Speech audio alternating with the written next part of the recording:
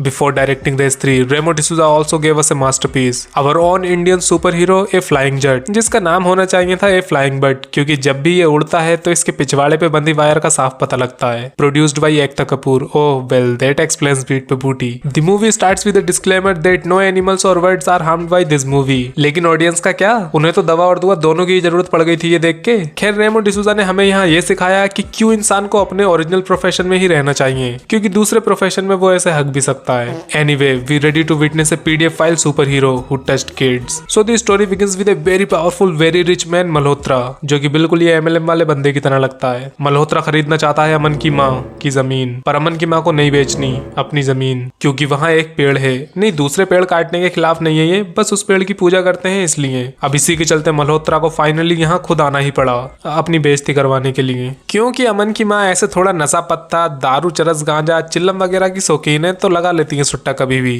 यहाँ ये सब चल रहा और हीरोपंती 2 में एमसीबीसी बोल रही थी टाइगर को। एमसीबीसी क्या? खैर, यहाँ मल्होत्रा के आते ही इन्होंने उसके कपड़े उतार लिए। नहीं मतलब लिटरली नहीं, आई मीन उसको बेइज्जत करके भगा दिया। सो नाउ मीट अमन। अरे आते ही उछल कूद शुरू कर दी, रुक जा भाई, थम जा। हाँ, सो नाउ मीट अमन, ए मार्शल आर्ट टीचर, जिसकी बच्चे भी नहीं सुनते। अब उनकी भी क्या गलती, ऐसे बिना दाढ़ी के टीचर को कौन ही सीरियस लेगा। हाँ, तो हीरो की एंट्री भी हो गई, विलेन भी आ गया, प्लॉट भी सेट हो गया, तो अब क्या होगा? हाँ, गाना। अबे चार ही तो घरे मोहल्ले में, इतने लोग कहाँ से आ गए? ह्यूमन ट्रैफिकिंग चल रही है क्या? वेल, यहाँ बकचोद कीर्ति की भी एंट्री हो गई, लेकिन मल्होत्रा के डर से अमन की सकपक आ गई, तो वो भागा भागा माँ के पास जाके बोला कि जमीन बेच देते हैं, पर गंजेड़ी माँ ने अमन के ही 4 चांटे बजा दिए। तो वो रोता हुआ वहां से भागा और अगले दिन स्कूल पहुंच गया, जहाँ कीर्ति भी टीचर है, लेकिन बच्चे उसे भी सीरियस नहीं लेते क्योंकि दाढ़ी नहीं है ना उसकी भी। After that Aman wants to show Kirti that he has balls, so he started playing with balls. लेकिन एक बकचोद बच्चे ने बॉलिंग मशीन की स्पीड बढ़ा दी and Aman's balls get crushed, but in the end Aman wins because you need to have balls to get crushed, right? बस में मेरी इंग्लिश खत्म हो गई। तो इसके बाद मल्होत्रा ने अमन को अपने घर बुलाकर उसकी माँ का नशा पत्ता बंद कराने की धमकी दे दी, पर हाँ, अमन को चाय पानी पिलाने जितनी इज्जत भी नहीं दी और रूखा ही भगा दिया। नाउ मल्होत्रा वांट्स राका, जो कि कहीं रेगिस्तान में पड़ा है, जिसको राजस्थानी ढूंढ रहे हैं। साला इन्हीं फिल्मों की वजह से राजस्थान का नाम सुन के बस रेगिस्तानी याद आता है। और ये राजस्थानी क्यों पीट रहे हैं इसको यार? ओ हाँ, फॉरेनर है ना, चाइल्ड मैरिज के खिलाफ कुछ बोल दिया होगा, नहीं समझा। खैर, राका राजस्थानियों को लपेट के अमन का पेड़ काटने पहुंचा, पर अमन ने उसे रोका, और फिर जो यहाँ फाइट हुई है ना, बारिश में कपड़े फाड़ फाड़ के मारा है अमन को। बट तभी वहाँ सास बहू वाले सीरियल की बिजली गिर गई एंड गेस व्हाट, अमन को मिल गई पावर्स एंड राका आसमान में उड़ गया और फैक्ट्री में जाके गिरा। अगले दिन बच्चे फिर से अमन के पास जी मस्ती करने पहुंचे, लेकिन इस बार अमन ने हाथ से ही बॉल रोक ली। What a CG ball, still better than CG momo by the way. फिर अमन ने अखरोट का बदला अखरोट से लिया। वहाँ मल्होत्रा को राका नहीं मिल रहा। ओए, पीना नहीं था तो जलाया क्यों? अमीरी किसे दिखा रहा है, होश में रह ले। हाँ, तो अमन को मारने मल्होत्रा ने आदमी भेजे, नहीं गुंडे नहीं, अपनी कंपनी के एम्प्लॉयज ही भेज दिए। लेकिन वहाँ अमन ने सनी लियोनी की डीवीडी छू ली तो वो डांस करने लगा। वेल, थैंक गॉड कि बस डांस ही किया उसने। आपकी लौकी। फिर अमन भाग के अपने घर पहुंचा तो उसकी माँ गांजा फूंकने में लगी थी। अब जिस इंसान पे जिंदगी में पहली बार गोलियां चली हो, उसे तो हफ्ते भर नींद ना आए, पर अमन आते ही सो गया because he is a special child. तो अब टाइम आ गया है अमन की पावर्स चेक करने का। चाकू घुसा के, छत पे से गिरा के, हाथ पैर चीर के, बाय द वे व्हाट ए बूटी मैन। फिर अमन पहुंचा लोगों को बचाने, पर सब पहले से ही सेफ थे, उल्टा ये अपनी ही इज्जत उतरवा के आ गया। लेकिन अमन से इतनी बेइज्जती बर्दाश्त नहीं हुई, तो अमन की इज्जत बचाने के लिए इन्होंने बैंक के चोरों को एक्समैन का सीन चोरी करके रोका, जो कि ये सही से कर भी नहीं पाए। बताओ फिर इन दोनों में से बड़ा चोर कौन हुआ? आफ्टर दैट मल्होत्रा का कचरा मल्होत्रा के घर में फेंक कर अमन फ्लाइंग जेट बन के बकचोद कीर्ति को इम्प्रेस करने चला, लेकिन उसका भाई पहले ही कॉस्ट्यूम पहन के आंटियों को इम्प्रेस करने चला गया, जहाँ इसकी माँ भी आ गई, पर वो सट्टे के नशे में थी तो पहचान नहीं पाई कि ये उनका दूसरा बेटा है, और शो ऑफ करने के चक्कर में उसके सर पे एक नारियल फोड़ दिया एंड एक बैट भी तोड़ दिया। मगर मुझे तो इस बच्चे की चिंता खाई जा रही है, मतलब जितनी जोर से बैट लगा है ना इसके, सही बता रहा हूँ, सीना लाल पड़ गया होगा, दोबारा से किसी फिल्म में दिखा नहीं होगा ये। और तू कहाँ की वीडियो बना रही है भाई? एंड ये लोग कीपैड वाले फोन से ही शूट करने में लगे। एनीवे, यहाँ इस आदमी को आता देख एक पल को मुझे लगा कि कोई अफ्रीकन आ गया, पर वो राका ही निकला, जिसके अंदर अब सुपर पावर आ चुकी है चीखने की।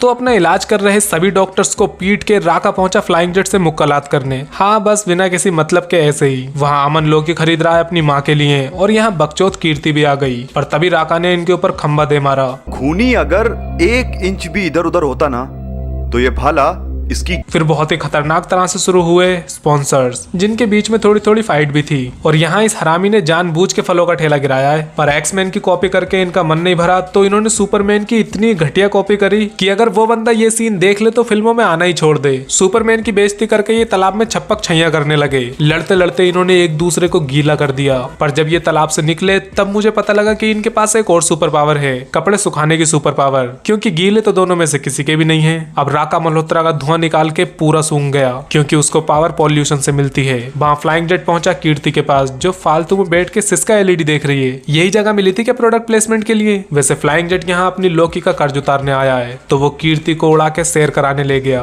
अबे खेतों में क्यों लाया है? अच्छा गाना है, फिर ठीक है। और हाँ, यहाँ सिर्फ इसका मास्क नहीं बल्कि पूरा सूट बदला है। वहाँ जिप पीछे थी, यहाँ आगे है, और खंडा का निशान भी अलग है। खैर अमन बकचोद कीर्ति के साथ टाइम स्पेंड करने के लिए अपने भाई को फ्लाइंग जेट बना ट्रिप पे ले गया, जहाँ अमन को लड़ना पड़ा कुछ गुंडों से, जिसमें से एक का तो पाद ही निकल गया। यहाँ तक तो ठीक था, पर उसका दोबारा से भी पाद निकल गया। तब मुझे डाउट हुआ कि पक्का गुंडे की आड़ में ये टाइगर पाद रहा है। उसको आदत है ना हीरोइन के सामने पादने की। खुद कितना गंद फैलाते हैं। यहाँ सुट्टेबाज राका पूरे शहर का धुआं सूंघ गया और वहाँ अमन को कीर्ति के साथ वैलेंटाइन डे मनाना है, पर कीर्ति को नहीं, उसे अमन में कोई इंटरेस्ट नहीं है, क्योंकि उसे फ्लाइंग जेट पसंद है और फ्लाइंग जेट को शक्ति कपूर की लड़की। ये देखकर बकचोद कीर्ति का दिल टूट गया, लेकिन उसने पेड़ के पीछे से अमन की सारी बातें सुन ली और उसे पता लग गया कि अमन ही फ्लाइंग जेट है। बस जैसे ही ये बात पता लगी उसे अमन से प्यार हो गया। अपॉर्चुनिस्ट गोल्ड डिगर कहीं की। नहीं समझा। फिर बीट पे बूटी हिलाने के बाद मुंह दिखाई हुई राका की, बट मॉल के बंदे पहले ही भागने लगे, क्योंकि राका जहाँ जाता है बदबू ही फैलाता है। पॉल्यूशन से पावर मिलती है ना उसे। लेकिन वहाँ फ्लाइंग जेट आ गया उसे रोकने, बट इस बार पिचका दिया उसे राका ने। उसे सांस तक नहीं लेने दे रहा था यार, पूरा मुंह भर दिया उसका पॉल्यूशन से। वैसे तुम्हें पता है कि अमन के पिछवाड़े में एक जेट का इंजन लगा है? अरे सच में, वो उड़ता है तो आवाज भी आती है, खुद सुन लो।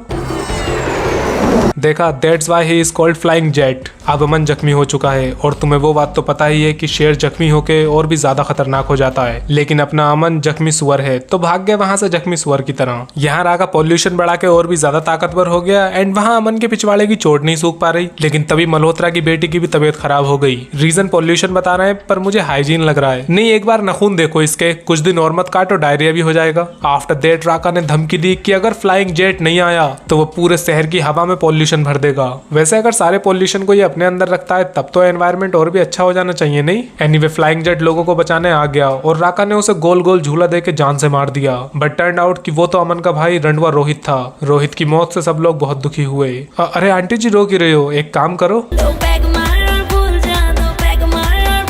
अब अमन अपने भाई का बदला लेने आया, पर राका की चीखें बंद करने के लिए उसे और पावर चाहिए। इसलिए उसने पगड़ी बांध ली, एंड समहाउ पगड़ी बांधकर उसमें ताकत आ भी गई, पर ज्यादा देर के लिए नहीं, क्योंकि राका ने उसकी छाती दबा दी मुक्के मार मार के। लेकिन तभी अमन की गजेड़ी माँ बोल पड़ी, एक सिख 1.25 लाख के बराबर होता है राका। बुढ़िया, अभी तेरा एक बेटा मारा उसने, जाके दारू पी ले, नहीं तो पीट देगा ये। ले आ भी गया मारने। अरे रोक लिया क्या? अबे पड़ जाने देता है एक यार, बहुत बोलती है ये। एनीवे सुपरमैन और एक्समैन की इंसल्ट करके इनका मन नहीं भरा था, इसलिए एक बार फिर बेइज्जत किया सुपरमैन को उसका सीन कॉपी करके। पंच मार मार के राका को स्पेस में ले गया ये किसी एस्ट्रॉइड पे, क्योंकि वहाँ पॉल्यूशन नहीं है, इसलिए राका कमजोर पड़ जाएगा। पर मेरे भाई अमन, वहाँ तो पेड़ भी नहीं है, तुझे ताकत कैसे मिलेगी फिर? बाय द वे, इनके पास एक और सीक्रेट सुपर पावर है, ये स्पेस में भी बात कर सकते हैं। तूने सही कहा तारक, धरती पे कोई ऐसी जगह नहीं जहां तुझे हरा सको। प्लस ऐसे छाती भर भर के सांस भी ले सकते हैं। हालांकि वो बात अलग है कि स्पेस में ऑक्सीजन ही नहीं होती। पर अमन थोड़ा दिमाग से ढीला निकला, क्योंकि कचरा तो इंसानों ने स्पेस में भी फैला ही दिया है। तो बस फिर से राका का कमबैक हो गया।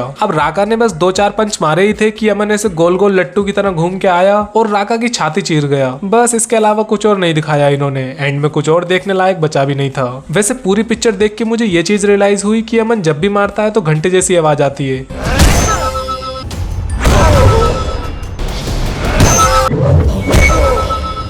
लास्ट में इन्होंने कुछ गलतियां दिखाई, जहां अगर ये उन गलतियों में पूरी पिक्चर लगा देते तो ज्यादा सेंस बनता। खैर, इसी के साथ रेमो डिसूजा का ये अत्याचार यहीं खत्म हुआ। अगला वंस अगेन किस पिक्चर पे लाऊं कमेंट्स में बताना। एंड टाइगर की और वीडियो देखनी है तो सामने क्लिक कर लो।